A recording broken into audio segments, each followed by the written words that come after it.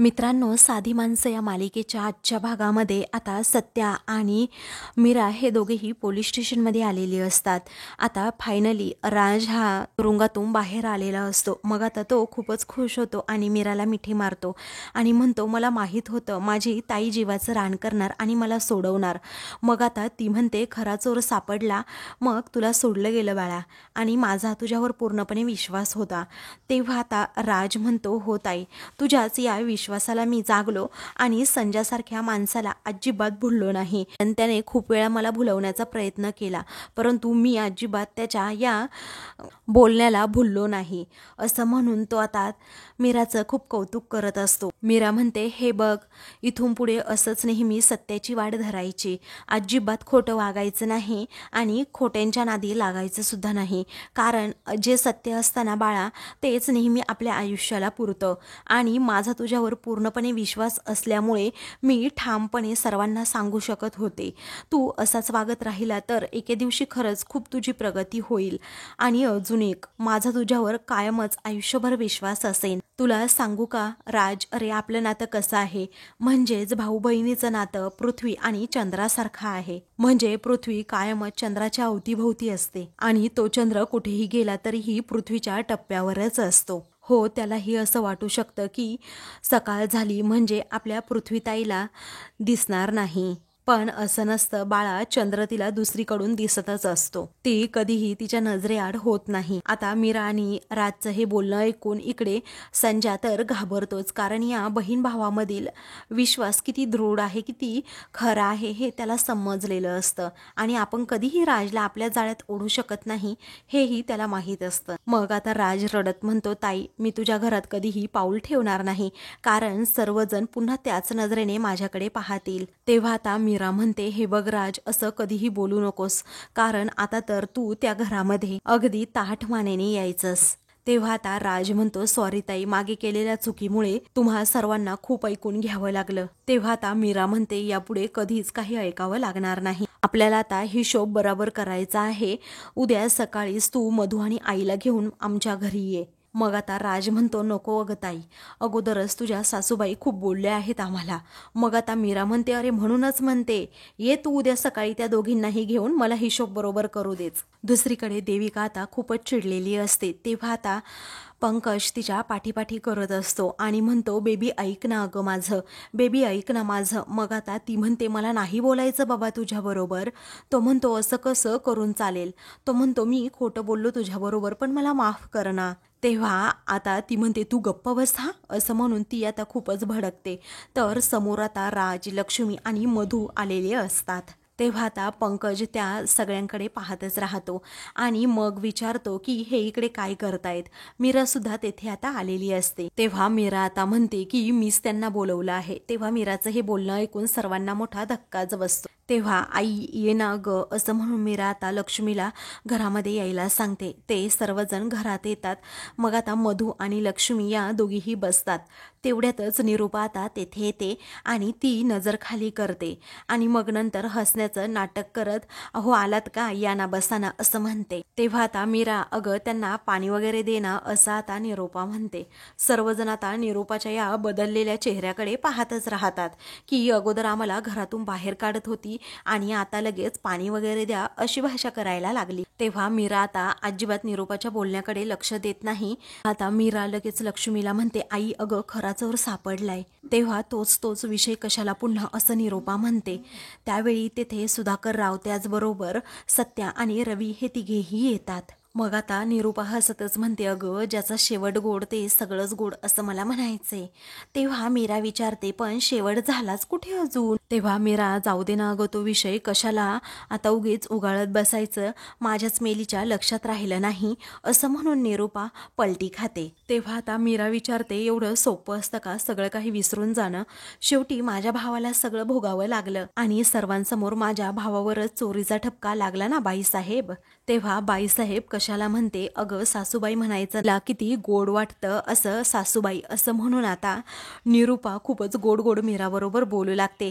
तेव्हा सर्वांना मोठा आश्चर्याचा धक्काच बसतो की ही एवढी गोड बोलायला कशी लागली. शेवटी नातं जपायला हवंच ना प्रत्येकाने, असं म्हणून आता निरूपा ही खूपच गोड गोड बोलू लागते आणि सर्वजण रागातच तिच्याकडे पाहू लागतात। तेव्हा आपण नाती तर जपलीच पाहिजे ना सासूबाई असं म्हणून आता लगेच निरूपाला टोमणा मीरा मारते।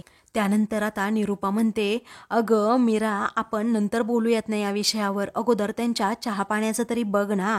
त्यावेळी आता मीरा ही निरूपाचं बोलणंच ऐकत नसते। निरूपा सारखाच विषय टाळण्याचा प्रयत्न करते ते पाहून सर्वजण अजूनच रागात तिच्याकडे पाहतात। तेव्हा मीरा म्हणते, अहो चहा वगैरेचं नंतर पाहूयात ना आम्ही, पण तुम्ही अगोदर आमच्या घरच्यांची माफी मागा, मग हे सगळं झालेलं आम्ही विसरण्याचा सुद्धा प्रयत्न करू।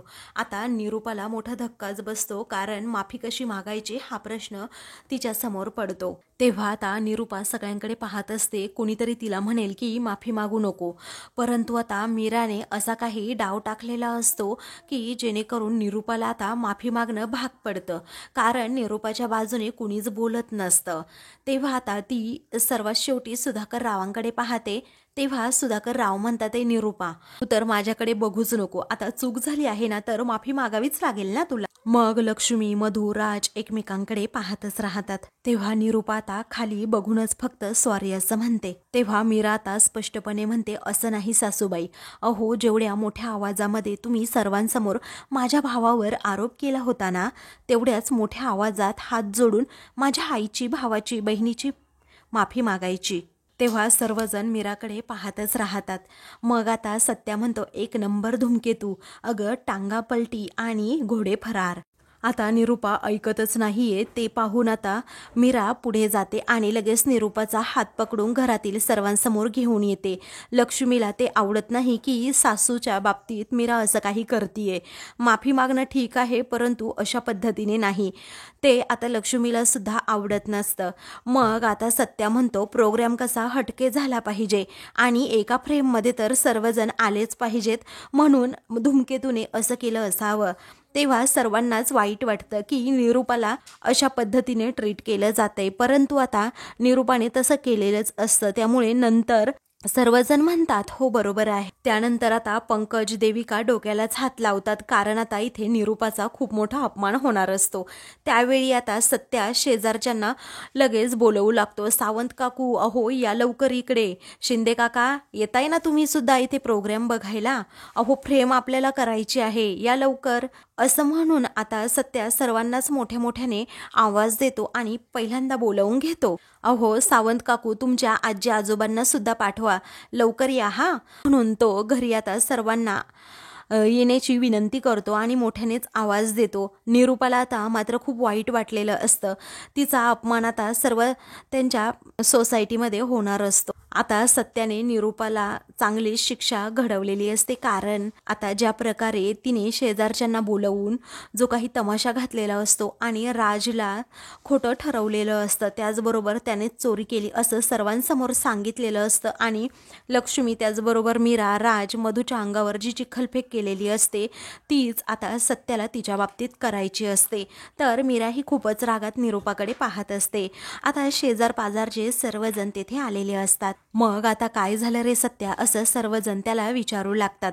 तेव्हा सत्या आता मोठ्यानेच म्हणतो, आमच्या घरातला चोर सापडला आहे। सर्वजण आता एकमेकांकडे पाहू लागतात की हा चोर नक्की कोण असेल। तेव्हा निरूपा तर आता एकदम रडकुंडीला चाललेली असते, तर देविका आता पंकजकडे पाहत असते आणि ती सुद्धा रडकुंडीला येते, कारण आपल्या नवऱ्याची अब्रू सर्वांसमोर जाणार या विचाराने। तर आता सुधाकर राव हे आपले बिचारे खाली मान घालून उभे असतात। पुढे आता सर्व बायका विचारू लागतात, नक्की तो चोर आहे तरी कोण। मग आता सत्या हसतच म्हणतो की अहो चोरीला गेलेले 1,00,000 रुपये होते ना, ते या बबड्याकडेच घावले आहे, निरूपाचा बबड्या नाही का त्याच्याकडे, असं म्हणून आता तो सर्व सत्य सांगू लागतो।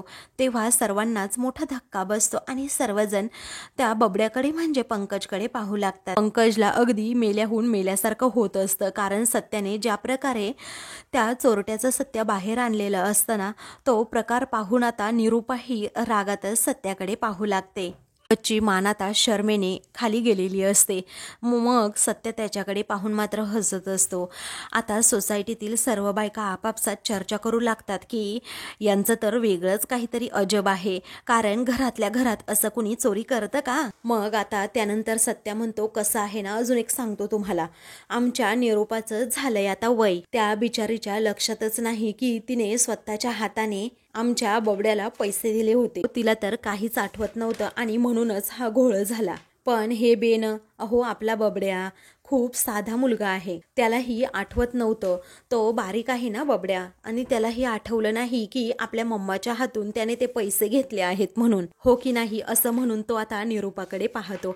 तेव्हा निरूपा पण खाली मान घालते. त्यानंतर सत्या म्हणतो, विषय असा आहे ना, एकदा का बबड्याने पैसे पाहिले तर तो सगळं काही अगदी विसरूनच जातो. मग राज, मधू, लक्ष्मी हे खूपच रागात निरूपा आणि तिच्या त्या बबड्याकडे पाहत असतात.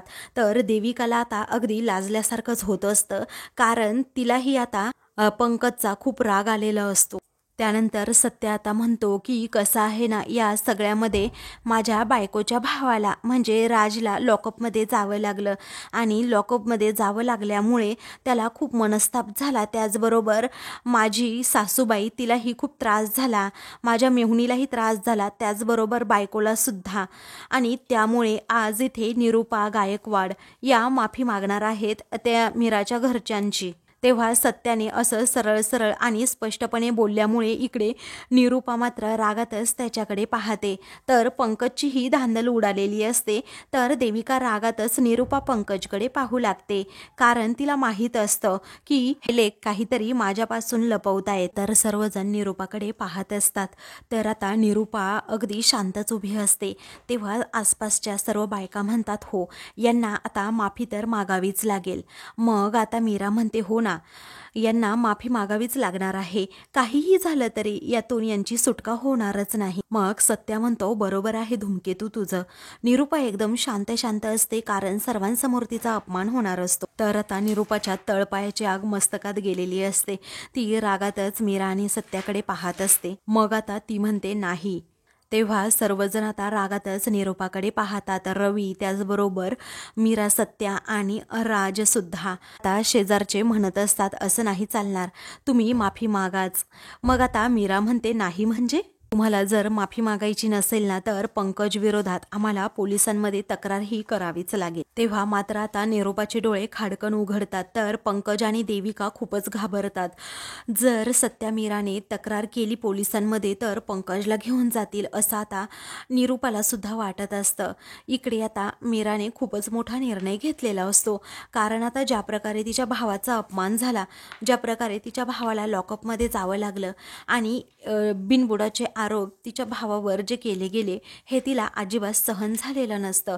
म्हणूनच या बाबतीत ती आता खूप कठोर झालेली असते आणि तिनेच आता आम्ही पंकजला लॉकअपमध्ये टाकतो असा आता निरूपाला चांगलाच धक्का दिलेला असतो. मग आता सत्या सुद्धा म्हणतो, धूमकेतू मला तर असं वाटते, अगं ही काही सॉरी म्हणायची नाही, आपण एक काम करू, आपण ना आता पोलीस कंप्लेंट करूनच टाकूयात. म्हणजे कसं आहे ना, पोलीस असं खोदून खोदून प्रश्न विचारतील, पण आपला बबड्या काहीच सांगणार नाही, तो ठोंब्यावणी असाच उभा राहणार, काहीच प्रश्नांची पोलिसांची उत्तरं देणार नाही. मग जेणेकरून निरूपाला बोलावंच लागेल. आणि निरूपा सुद्धा बोलली नाही तर मग काय करतील माहितीये का, त्या बबड्याला पोलीस फटके देतील. मग आता आपल्या बबड्याला एवढं काही सोसावं लागेल या विचाराने निरूपा खूप घाबरून जाते. त्यानंतर आता सर्वजण एकमेकांकडे पाहत असतात. देविका सुद्धा आता रडत असते की पंकजला जर लॉकअपमध्ये घेऊन गेले तर मग मी काय करणार. मग त्यानंतर आता सत्या म्हणतो की एकदा का पोलिसांनी फटके जर या पंक्याला दिले ना, तर मग ही पैशांची नशा, त्याचबरोबर हा तुमचा चढलेला माज, या असल्या गोष्टींना पटापट उतरायला सुद्धा लागतील आणि जे काही विसरलात ना, ते सगळं काही सुद्धा आठवावं लागेल. तेव्हा तो आता मुद्दामच म्हणतो, चल ग धूमकेतू, आपण जाऊ आणि कंप्लेंट करू, म्हणजे यांना जातील लॉकअपमध्ये घेऊन पोलीस. तेव्हा आता ती म्हणते, थांब, मी मागते की माफी, हवं तर हात जोडून सुद्धा माफी मागते, त्यानंतर आता निरूपाचं डोकं ताळ्यावर येतं, तेव्हा ती आता म्हणते की मी माफी मागायला तयार आहे असं म्हणून ती हात जोडून मीराची आई मला माफ करा असं आता म्हणते. तेव्हा मात्र सर्वजण एकमेकांकडे पाहू लागतात. निरूपाची मान आता खाली गेलेली असते, कारण तिने ज्या प्रकारे मीराच्या आईचा अपमान केलेला असतो, भावाचा केलेला असतो, त्याच प्रकारे आता तिला ती शिक्षा भोगावी लागलेली असते. आणि बरोबर आता मीरा व सत्याने निरूपाला अद्दल घडवून लक्ष्मीला न्याय मिळवून दिलेला असतो आणि त्याचबरोबर राजला सुद्धा. आता सर्व शेजारचे जे आलेले असतात त्या बायका असतात ना, त्या आपापसात कुजबुजू लागतात की यांचं ना वेगळंच काहीतरी असतं. अगोदरच यांच्याकडे जे पैसे होते ते पैसे यांनी पंकजला दिले आणि यांच्याच लक्षात राहिलं नाही. असं कसं, नेहमीची यांची अशीच कटकट असते, मीराच्या आईला सारखं बोलत असतात असं म्हणून सर्व बायका आता नाकच मुरडतात. मग पुढे आता सत्या म्हणतो अजून एकदा माफी माग. मग आता मीराची आई, हे पहा जे काही घडलं ना त्यामुळे मी तुमची माफी मागत आहे असं निरूपा म्हणते. आता खऱ्या अर्थाने राजला न्याय मिळालेला असतो ते पाहून आता लक्ष्मीला बरं वाटतं की आपल्या लेकाने काही केलं नाही तरीही निरूपा नेहमीच असले आरोप करते, आम्ही गरीब आहे म्हणून नेहमी हिणवते. तर आता निरूपावर आता तिच्या मैत्रिणीच खूप हसू लागतात. पुढे आता निरूपा हात जोडून राजला म्हणते, बाळा राज ऐक ना, अरे या सगळ्यामध्ये तुला खूपच त्रास झाला, त्याबद्दल खरंच मला माफ कर. त्यानंतर ती मधुराची सुद्धा माफी मागते की मधु ऐक ना बाळा, मला माफ कर, तुलाही तुझ्या भावावर आरोप केले म्हणून त्रास झालाच असेल. इकडे आता निरूपाच्याच मैत्रिणी म्हणू लागतात, त्या लहान बिचाऱ्या मुलाला शिक्षा झाली, या निरूपाचं ना खरंच काही खरं नाही. निरूपा हे सगळं बोलणं ऐकते आणि तिलाच आता अगदी मेल्याहून मेल्यासारखं होतं, कारण आत्तापर्यंत तिने कधी कुणाची माफी मागितलेली नसते. नेहमी तोऱ्यात चालणारी आता ही निरूपा, आता तिचं चांगलाच माज उतरल्यामुळे तिच्या मैत्रिणीही तिच्यावर हसतात आणि निरूपाला याच गोष्टीचा सर्वात जास्त राग आलेला असतो. तर इकडे पंकजचा सुद्धा माज काही केल्या उतरत नाही, आपल्या मम्माला माफी मागावी लागतीये, त्यालाही खूपच राग येतो. देविका मात्र खूपच रागात त्याच्याकडे पाहत असते. त्यानंतर आता सत्या मात्र हसत असतो आणि मीरा सुद्धा. मग आता त्यामुळे लक्ष्मी ही त्या दोघांना शांत राहायला सांगते आणि निरूपाला म्हणते की ताई, तुम्ही आमचे संस्कार काढलेत, अहो तुमच्या एवढी मोठी माणसं आम्ही निश्चितच नाही आहोत, परंतु आम्हाला सुद्धा स्वाभिमान आहे. अहो पोटाला चिमटे काढून मुलांना लहानाचं मोठं केलंय आम्ही, त्यांच्यावर चांगले संस्कार सुद्धा आम्ही केले आहेत. अहो आमची मुलगी तुमच्या घरात आम्ही दिली, याचा अर्थ असा नाही की तुम्ही आम्हाला वाटेल ते बोलाल आणि आम्ही ते अगदी निमूटपणे सहन सुद्धा करू. फक्त आम्ही गरीब आहोत म्हणून राजवर चोरीचा खोटा आरोप तुम्ही केलात आणि त्याला जेलमध्ये सुद्धा पाठवलं. अहो काही सुद्धा चूक नसताना तुमचं सगळं काही आम्ही ऐकून घेतलं. अहो पण ताई, तुम्ही सुद्धा एक आई आहात ना, तुम्हाला जशी तुमची मुलं महत्वाची आहेत ना, तशी मला सुद्धा माझी मुलं अगदी महत्वाची आहेत. तेव्हा सर्वजण आता लक्ष्मीकडे पाहू लागतात. तर मीराला आता तिच्या आईबद्दल खूपच वाईट वाटतं, कारण ज्या प्रकारे तिच्या आईचा, भावाचा सतत या घरामध्ये अपमान होतोय, याचा वचपा काहीही करून तिला काढायचाच असतो आणि त्या सर्वांनाच अगदी घरच्यांच्या नजरेत मोठं करायचं असतं. म्हणूनच मीरा व सत्याने एवढी खटाटोप केलेली असते आणि त्यांचा तो प्लॅन सुद्धा अगदी यशस्वी झालेला असतो. तर आता मित्रांनो, पुढील भागामध्ये मम्मा मम्मा करत आता पंकज हा निरूपाजवळ जातो. तेव्हा निरूपा आता खूप भडकलेली असते आणि सनकन ती पंकजच्या कानाखाली मारते. तेव्हा तो म्हणतो मम्मा अगं. तेव्हा आता ती काहीच त्याला बोलू देत नाही, ती रागातच त्याला खूप मारते आणि म्हणते की काय चाललंय, अरे लाज नाही वाटत का तुला स्वतःच्या घरात चोरी करायला, असं म्हणून ती सुद्धा खूप रडू लागते. त्यानंतर मीरा ही रडत असते. तेव्हा आता सत्या तेथे जातो आणि तिला विचारतो काय झालं. मग आता मीरा म्हणते या घरामध्ये 2 सुना आहेत, एकीला राणीचा दर्जा दिला जातो तर दुसऱ्या सुनेला गुलामाचा दर्जा दिला जातो, असं कसं बरं, असं म्हणून तिला तिचं मन आता खूप खाऊ लागतं आणि ती खूप रडू लागते आणि सत्याला त्याबद्दल खूप वाईट वाटतं. पुढे आता मीरा रडतच म्हणते काहीही कारण नसताना रोज माझा या घरामध्ये अपमान हा केला जातो. अशाच मालिकेंचे पुढील भाग पाहण्यासाठी चॅनलला सबस्क्राईब